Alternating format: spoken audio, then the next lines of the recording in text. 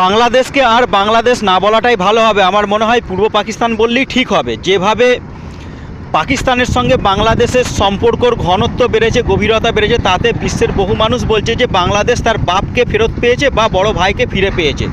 তাই বলি বাংলাদেশকে আপনারা একটু পাকিস্তানের পাশে গিয়ে সহযোগিতা করুন। আজকে যে পাকিস্তান বিপদের সম্মুখীন হয়েছে, আজ থেকে 4 বছর আগে আমাদের ভারতবর্ষের লাদাখে ঠিক এই রকম ধরনের একটা আক্রমণ করেছিল, আর আজকে সে নিজে সেই আক্রমণের শিকার হয়েছে।